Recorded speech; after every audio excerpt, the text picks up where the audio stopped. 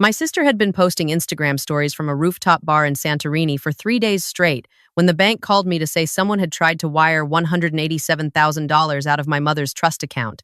I was sitting in the parking lot of Mercy General, still wearing the visitor badge from my mother's room on the fourth floor, the one with the window that looked out over the hospital courtyard, where the jacaranda tree was dropping purple blossoms all over the benches nobody ever sat on. I looked at the phone. I looked at the badge. I smiled. Because I'd frozen that account 6 days ago, the morning after I found the paperwork in my sister's glove compartment. Let me go back. My mother, Claire, taught fourth grade at Ridgewood Elementary for 28 years. She was the kind of teacher whose former students still came back to visit her a decade later, bringing their own children, saying things like, "Mrs. Whitfield is the reason I became a reader."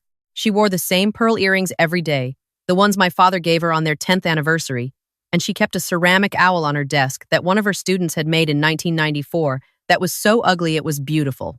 She drove a Honda Civic she'd bought in 2011 and refused to replace. She made cornbread from scratch every Sunday, using a cast iron skillet that had belonged to her mother, and she believed that most problems in life could be solved with patience, strong coffee, and not raising your voice. She also had a trust account worth $187,000, which she'd built over 3 decades of disciplined saving, a modest inheritance from her own parents, and the life insurance payout from when my father passed 7 years ago. The trust was set up so that when my mother could no longer manage her own affairs, the successor trustee would take over. My mother named me. I'm a CPA. I've worked at a mid-size accounting firm in Charlotte for 5 years. My mother knew what she was doing when she chose me, the same way she knew what she was doing when she didn't choose my sister. My sister, Jess, is 2 years older than me. She is the kind of person who can make you feel like the most important person in a room for exactly as long as she needs something from you. She's magnetic. She walks into a space and people turn. She laughs and you want to laugh with her. She tells a story and you lean in. She married a man named Troy 4 years ago who has the same energy, the same gravitational pull, the same ability to make you feel like everything is effortless and abundant and fine. Together, they are the couple everyone wants to sit next to at the wedding reception. Together, in the quiet hours, they are 2 people who have not made a single financially responsible decision in the entire time I've known them as a unit. I've watched it for years. I watched Jess borrow $8,000 from our mother to invest in Troy's consulting business, which turned out to be a website that was never finished and an LLC that was dissolved 11 months later. I watched Troy convince my mother that her guest bedroom needed a complete renovation, then hire a contractor friend who did half the work and disappeared. I watched them show up every holiday in a new car, new clothes, new something, while their credit card statements, which Jess once left open on her iPad at Thanksgiving, told a very different story. I watched my mother smile through all of it because she loved Jess the way you love a person whose flaws you decided long ago to carry as your own. 2 years ago, my mother was diagnosed with early onset Alzheimer's. She was 61. The cruelty of that timing is something I still haven't fully processed because 61 is not old. 61 is supposed to be the beginning of the chapter, where you finally travel, finally rest, finally sit on the porch, and read the stack of books you've been saving. Instead, my mother started losing words mid-sentence. She'd call me and forget why. She'd stand in her own kitchen looking at the cast iron skillet like she was trying to remember what it was for. The woman who had spent 28 years teaching children to read was watching language slip away from her like water through a screen door. I moved her into assisted living 8 months ago. Meadowbrook, a nice place on the east side of town with a garden she liked, and staff who called her by name. It cost $6,200 a month, which I paid from the trust, documented every cent, and filed quarterly reports with the estate attorney my mother had set up years before because she had planned for this. She had planned for everything. Jess visited twice in 8 months. The first time, she stayed for 45 minutes. She brought flowers that she left on the front desk instead of in my mother's room. She took a photo with my mother that she posted on Facebook with the caption, "My rock, my heart, my everything," which received 214 likes and 12 crying face emojis. The second time, she came alone, without Troy. She sat with my mother for 2 hours, which I know because Meadowbrook logs visitors, and then she drove to the bank. I know this because I got an alert on the trust account, the one I'd set up 18 months earlier when my mother first started showing symptoms, because I'm a CPA, and that's what CPAs do. The alert said someone had visited the branch and requested account information. The teller had noted the visitor's name, Jessica Whitfield Crane. I didn't say anything. Not yet. I filed it. 3 weeks later, Jess called me on a Tuesday evening. She was warm. She was concerned. She said she'd been thinking about Mom a lot and wondered if I was doing okay with all the responsibility. She asked about the trust, casually, the way someone asks about the weather when they're actually trying to find out if you're going to be home. She asked if Mom had ever talked about wanting them to have the house if something happened to her. She asked whether the life insurance money was still in the same account or if I'd moved it. I answered every question truthfully and carefully and wrote down every single one she asked. 2 weeks after that, my husband Sam came home from work and found me at the kitchen table with my laptop open and 3 highlighters lined up next to a legal pad. He set his keys down, looked at the screen, looked at me, and said, "How bad?" I told him what I'd noticed. The bank visit, the questions, the pattern. Sam is the quietest person I know in the way that still water is quiet. He doesn't react. He processes. He sat down across from me and listened to the whole thing without interrupting. Then he said, "What do you need?" I said I needed another week. The next 7 days, I pulled the trust documents. I reviewed every transaction. I called the estate attorney, a woman named Gloria Hines, who had known my mother for 15 years and who listened to me lay out what I'd found with the kind of calm that comes from having seen this exact situation more times than she could count. She asked 3 questions. I answered all 3. She said, "I'll have the emergency motion ready by Thursday." On Wednesday, I visited Meadowbrook. My mother was having a good day, which meant she recognized me immediately and called me by name and asked me to sit with her in the garden. We sat on the bench under the crepe myrtle tree and she held my hand and said, "You've always been my steady one, haven't you?" And I said, "I learned it from you, Mom." And she squeezed my hand and looked out at the garden and said, "The marigolds need water." The marigolds were fine. They were blooming. But I wrote it down anyway because I was writing everything down those days. On Thursday, Gloria filed the emergency motion to restrict access to the trust. On Friday, the bank froze any transactions not authorized by me. On Saturday morning, I drove to Jess's house because she texted me saying she had some of Mom's old photo albums and did I want to come pick them up. I said yes because I wanted the albums and because I wanted to see. Jess and Troy lived in a townhouse in a development called Laurel Creek that had been nice 10 years ago and was now the kind of place where the HOA sent angry letters about trash can placement. Their unit was neat on the outside, but the inside told a different story. Mail stacked on the counter, half of it unopened, most of it the thick kind of envelope that means someone wants money from you. A laptop open on the dining table with what looked like a loan application minimized. Troy was in the kitchen making a smoothie with the aggressive optimism of a man who has decided that protein powder is the solution to problems that protein powder cannot solve. Jess gave me the albums. We talked for 20 minutes. She mentioned, again casually, that she and Troy were thinking about taking a trip. "We've been under so much stress," she said. "Troy found this amazing deal on a resort in Santorini. We just need a reset, you know?" I said I understood. She said, "It's hard to plan anything when everything feels so uncertain." I agreed that uncertainty was difficult. She looked at me, and there was a moment, just a flicker, where I saw her calculating, not maliciously, not like a villain in a movie, like a person who has been telling herself a story for so long that the story has become the truth, and the truth is that she deserves this, that life has been unfair to her specifically, and that the money her mother saved over 30 years of careful living is somehow owed to her as compensation for that unfairness. I drove home with the photo albums on the passenger seat. One of them had a picture of Jess and me at the lake when I was 6 and she was 8. She's got her arm around me, and we're both squinting into the sun, and our mother is just visible at the edge of the frame, one hand raised, waving or blocking the light. I've never been sure which. I sat in the driveway for a long time looking at that picture. The document surfaced 4 days later. Gloria called me at 2:15 on a Tuesday afternoon. Her voice had the particular quality of someone delivering information they've verified 3 times. "Ellie?" she said. "I need you to come to the office." I was there in 20 minutes. She had a single sheet of paper on her desk. It was a power of attorney document, dated 5 months earlier, granting Jessica Whitfield Crane broad financial authority over Claire Whitfield's assets. It bore my mother's signature. My mother had been in assisted living for 8 months. 5 months ago, she could barely remember what day it was. The signature was close. It was the kind of close that tells you someone had access to examples and practiced. But the date was wrong in a way that only someone who handles these documents every day would catch. My mother always wrote her dates with the month spelled out. This one used numerical format. And the notary stamp came from a notary in Greenville, 40 minutes south, not from anywhere my mother had been in the past 2 years. I sat in Gloria's office and I felt the same thing I imagine you feel when you're standing in your house and you realize someone has been inside while you were away. Not panic, something colder. The understanding that a line has been crossed that cannot be uncrossed, and that the person who crossed it is someone who used to hold your hand at the lake. Gloria looked at me. You know, I have to report this. I know. Do you want to talk to her first? I thought about it for exactly 3 seconds. No. Gloria filed with the county clerk. She sent a copy to the bank's compliance department. She contacted the notary licensing board.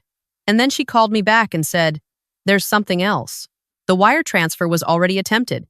It bounced against the freeze. $187,000. Wired to an account I didn't recognize. Gloria traced it in under an hour. It was a joint checking account in Jess and Troy's names at a completely different bank. I called Sam. I told him. He said nothing for 10 seconds, which is a very long time when you're standing in a parking lot holding a phone and your sister just tried to steal everything your mother spent 30 years building. Then he said, come home. I'm making dinner. I drove home. He had made pasta, the simple kind with garlic and olive oil and red pepper flakes that he makes when things are bad because it's warm and it doesn't require conversation. We ate. We didn't talk about it. I looked at him across the table and thought about how strange it is that the people who are supposed to be your family by blood can betray you in ways that shatter something fundamental, while the person who chose you back, just makes pasta and waits for you to be ready. I slept that night. Actually slept. The kind of sleep that comes when you've stopped hoping the situation will resolve itself and started accepting that you're the one who has to resolve it. Jess posted the first Santorini photo on Thursday. A sunset over the caldera with a glass of wine in frame. Caption: finally breathing. The second photo came Friday. Her and Troy at a restaurant overlooking the water, both of them tan, both of them smiling, both of them radiating the particular joy of people spending money they do not have and have not earned. Saturday was the rooftop bar. Sunday was a beach club. Monday was a photo of her feet in the sand with the caption, "Healing is a journey." That was the day the bank called about the wire transfer attempt. I gave it 48 hours. Gloria advised me to let them make the next move, to see if they'd come to me or if they'd push further. I was betting on further. I know my sister. The call came on Wednesday. International number. I recognized the code. I let it ring 3 times. Ellie. Jess's voice had a quality I hadn't heard from her in years. It was the voice underneath the performance. The one that used to come out when we were kids and she'd broken something and was trying to figure out how to fix it before Mom got home. Hey, Jess. I need to ask you something. Pause. Is there some kind of issue with Mom's account? Which account? Another pause. Longer. The trust. The trust is fine, I said. The trust is exactly where it should be. The $187,000 is secure. The quarterly payments to Meadowbrook are current, and all transactions are documented. Silence. I could hear the wind on her end, the kind of Mediterranean wind that sounds expensive. I got a call from the bank, she said. They said a transaction was flagged. That's right. A wire transfer for the full balance of the trust was attempted 6 days ago. It was routed to a joint checking account at First Horizon Bank, registered to Jessica and Troy Crane. It was rejected because I froze the account 9 days ago. More silence. Also, I said, and I kept my voice at the same level because I had been sitting with this for over a week, and I was not going to waste my composure on a phone call from a Greek island. My attorney received a power of attorney document dated 5 months ago, granting you financial control over Mom's assets.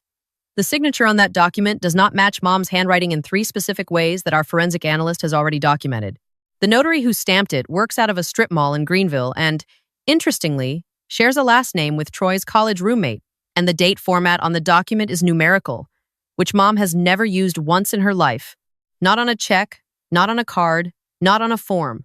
I have 30 years of her handwriting to prove it. I heard Jess inhale. Then I heard Troy's voice in the background, low and urgent. Then Jess again. Ellie, this is not what it looks like. It looks like a forged power of attorney and an attempted wire transfer of $187,000 from a trust account designated for our mother's care into your personal checking account, while our mother sits in a facility that she helped build the fund to pay for. While you post beach photos, I was going to tell you. Tell me what? Exactly? We were in a bad spot. Her voice cracked, and I want to be clear that the crack was real. This is the thing about Jess. The feelings are real. The situation is real. The desperation is real. What's not real is the story she tells herself about why it justifies what she did. Troy's business fell through. The mortgage is 5 months behind. We got a notice. An actual notice, Ellie. I panicked. So you forged Mom's signature on a legal document and tried to wire her entire life savings to yourself. I was going to pay it back. I closed my eyes. Jess, you were in Santorini. Troy got on the phone. Troy, who I had watched for 4 years build a persona out of charm and audacity and the unshakable belief that consequences are things that happen to other people. His voice was different than I'd ever heard it. Flat. Stripped of the performance. Ellie, what's it going to take to make this go away? Put Jess back on. Ellie, put her back on. Jess came back. I told her I had 2 options prepared, written out, reviewed by Gloria, and ready to execute. I told her the same way our mother used to explain difficult things to her students. Clearly, slowly, with no room for reinterpretation. Option 1. She and Troy fly home within 72 hours. They sit down with me, Sam, and Gloria. They sign a document irrevocably relinquishing any claim to the trust, the house, and any future estate decisions. They agree to a repayment plan for the $3,400 in legal and forensic fees their actions have generated. In exchange, I do not file the criminal complaint for forgery and attempted financial exploitation of a vulnerable adult, which, in North Carolina, is a Class H felony. They receive the $10,000 my mother had specified for Jess in the trust distribution, and nothing more. Option 2. Gloria files everything. The forged POA, the wire transfer records, the notary investigation, which was already underway, the forensic handwriting analysis. All of it goes to the DA's office, which in our county has been publicly aggressive about elder financial abuse cases for the past 3 years. Everything becomes public record. Everything follows them. You wouldn't, Jess said, and her voice was the voice of a person who has always believed that being family means being safe from consequences. Ellie, she's my mother too. She is your mother, I said, and you forged her signature while she was sitting in a facility with Alzheimer's, unable to remember what day it is. You tried to take the money that pays for her care so you could cover your mortgage and fly to Greece. You are correct that she is your mother. That is exactly what makes this what it is. She was crying. I could hear it. I could hear Troy talking to her, fast and low. I could hear the wind and the distant sound of music from whatever beautiful place they were pretending their life was fine in. 72 hours, I said. Gloria's office. Thursday at 4 p.m. I hung up. Sam was standing in the doorway of the kitchen. He'd heard enough. He didn't ask me to explain. He walked over and put his hand on my shoulder and stood there for a moment without saying anything. Then he said, "You okay?" "I will be." "I know you will." They flew back Thursday morning. I picked them up from the airport, not out of kindness, because I needed them in Gloria's office by 4 and I wasn't giving them the chance to stop at home, regroup, call a lawyer friend, or build a new version of the story. Sam drove. I sat in the passenger seat. Jess sat behind me. Troy sat behind Sam. Nobody spoke. The silence had a texture to it, like a room after the last person has stopped arguing, but nobody has left yet. Gloria's office was on the 3rd floor of a brick building on Tryon Street. She'd cleared her afternoon. There were 4 chairs around a small conference table and 2 folders in the center. Gloria greeted them with the professional detachment of a woman who has seen this situation so many times that she has a template for the document on her desktop. "Have a seat," she said. I slid the folders across the table. "One for Jess, one for Troy." "Folder 1, I said, is the complete accounting of the trust. Every deposit, every withdrawal, every payment to Meadowbrook, every statement, all authorized by me as successor, trustee, all documented, all legal." "Folder 2, I said, is the evidence file, the forged power of attorney, the forensic handwriting analysis, the notary investigation results, the wire transfer records, the draft criminal complaint." Jess opened folder 1. She looked at the numbers. I could see her doing math in her head, the kind of math where you're trying to figure out what your life looks like after you subtract the thing you were counting on. Troy didn't open his folder. He sat with his arms crossed and his jaw set, and I realized I was seeing him without the performance for the first time. Underneath the charm, underneath the easy laugh, there was a man who was very tired and very scared and very angry at being scared. Gloria said, "Page 6. Both signatures required." Troy said, "This isn't right." Gloria said, "I'm not here to discuss what's right. I'm here to witness signatures." Jess looked at me. Her eyes were red. Her tan from Santorini made the redness more visible. She said, "Do you hate me?" I said, "No. I love you. That's why I'm giving you the option that doesn't end with a felony charge." she signed. The pen scratched across the paper in the quiet office, and it sounded exactly like something ending. Troy sat for another 2 minutes. Gloria didn't rush him. I didn't rush him. Sam, who was standing by the window, didn't move. Then Troy picked up the pen and signed, and the second signature sounded the same as the first. We drove them home. When they got out of the car, Jess turned back and looked at me through the open door. She opened her mouth, then she closed it. Then she closed the door. Troy was already walking toward the townhouse without looking back. Sam drove us home. He didn't ask me how I felt until we were in the kitchen and the door was closed and it was just us and the quiet hum of the refrigerator and the evening light coming through the window above the sink. "How are you?" I stood there for a minute thinking about my mother at Meadowbrook, about the good days when she knew my name and the bad days when she didn't, about the cast iron skillet I'd brought home and put in our cabinet because someone should be using it, about the pearl earrings, which were in my jewelry box, waiting for a day that felt right to wear them. "I'm okay," I said. And I meant it in the way that okay means the structure held.